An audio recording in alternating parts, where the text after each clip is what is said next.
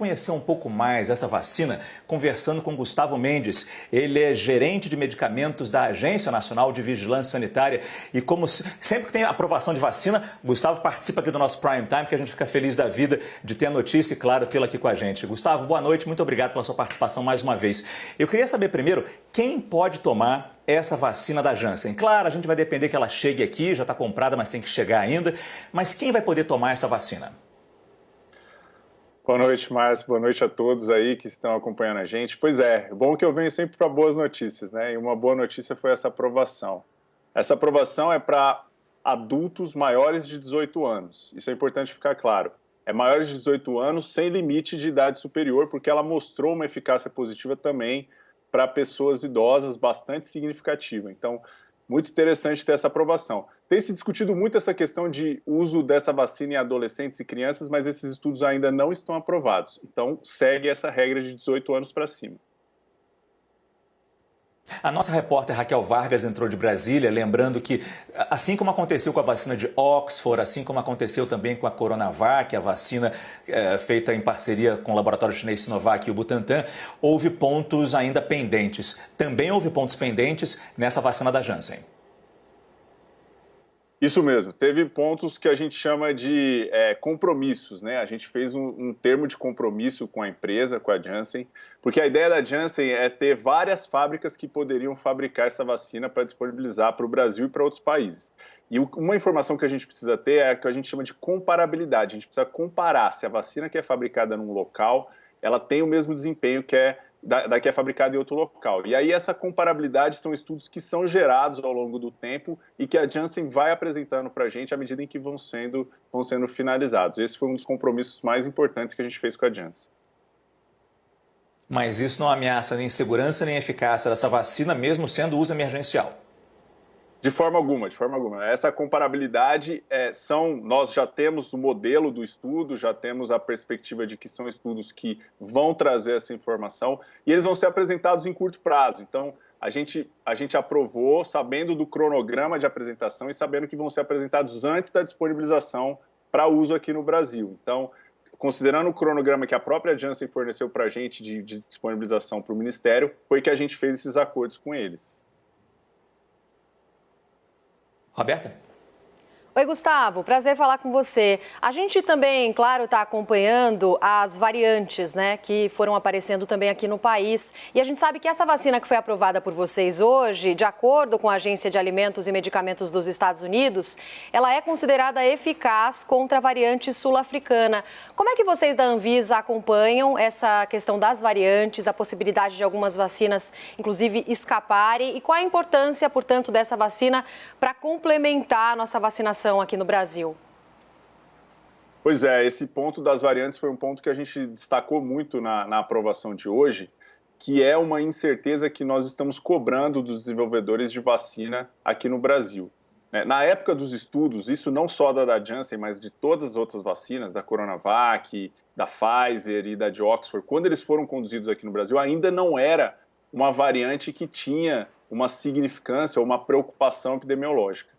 A questão da variante surgiu depois e agora a gente tem cobrado dos desenvolvedores dados que mostram que existe uma eficácia mínima para essas variantes para que a gente possa incluir essa informação em bula.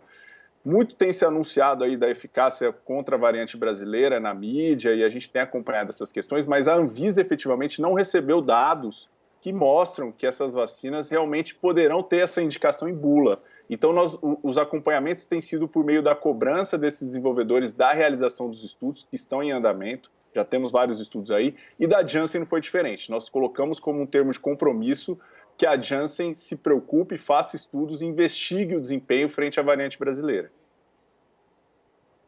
Agora, eu acho que a outra pergunta da Roberta também é importante, porque a gente sabe que essa vacina, eu já falei, ela é uma dose só. Isso é maravilhoso. Imaginar que a pessoa tem que tomar apenas uma dose, não tem que esperar 14 ou 28 dias para tomar a segunda dose, como está acontecendo aqui no Brasil, é espetacular. Claro, tem que esperar a vacina fazer efeito como todas as outras, mas uma dose é ótima. Mas também tem a questão do armazenamento. Ela também pode ser armazenada em geladeira comum. É isso mesmo, ela tem essa característica, né? Por ser uma vacina que é de adenovírus, por ser uma vacina que, de uma certa forma, protege o material genético do vírus, então a gente tem, sim, essa possibilidade. Mas é importante destacar que, pelos nossos dados, né, pelos dados que nós observamos, pelos estudos que foram feitos pela empresa, esse uso, né, esse armazenamento em 2 a 8, que seria o em geladeira, ele é um tempo muito curto. Então, são 3 meses com o vidro fechado e, quando aberto, é só 6 horas. Então, vai precisar ter uma preocupação muito grande do pessoal que aplica as vacinas e da vacinação propriamente dita para garantir esse tempo aí, porque a gente sabe que, se não cumprir com essas condições, pode ter um dano do material da vacina e aí a gente não tem efeito. A gente está falando de forma tão empolgada sobre as vacinas e é compreensível. Vacina vai demorar 3 meses. Me dá a vacina aqui agora que eu espero 4 meses para essa vacina. Não sei quando eu vou ser vacinado. A grande questão é, hoje também a Anvisa negou um pedido de uso da vacina indiana, da Covaxin. Eu sei que não é muito a sua área, te peço desculpas por estar te empurrando para essa pergunta, mas pelo menos no geral você pode falar. A gente sabe que ontem foi negado a regra de boas práticas ao laboratório indiano. Isso teve peso na negativa dada hoje pela Anvisa para a Covaxin. Sim, pois é. A questão da negativa das boas práticas tem a ver com o fato de que nós fomos na fábrica, nós inspecionamos as instalações, então teve uma equipe de 5 inspetores lá que participaram de todas essas visitas, verificaram os equipamentos, e isso é uma atribuição da agência. A gente tem que ir no local. Não precisa necessariamente ser a Anvisa, a gente tem acordo com outras agências que são de referências também, que podem fazer essa atividade de inspeção, mas a gente precisa efetivamente saber se o local tem as condições mínimas para garantir que a vacina vai ser fabricada a contento, né, cumprindo todos os requisitos. E isso foi uma questão que pesou muito, porque na negativa da certificação de boas práticas, tinha alguns pontos que nós considerávamos críticos. Por exemplo, o fato de, por ser uma vacina inativada, ou seja, o vírus é inativado para poder gerar o anticorpo, o processo tem que ser muito claro e muito transparente, muito bem controlado para ter certeza de que a inativação vai acontecer do vírus. Senão, a gente pode correr o risco de aplicar uma vacina que o vírus não está inativado e causar mal. Então, esse foi um ponto muito crítico que a gente colocou e que a empresa vai ter o tempo para se adequar, e aí é o tempo da própria empresa. Isso pesou na decisão de hoje dos diretores, como foi anunciado, né? Então, os diretores colocaram esse ponto como um ponto crucial e que, se não houver essas adequações e a gente não tiver acesso a dados que mostrem que todos esses problemas foram minimizados, fica difícil aprovar.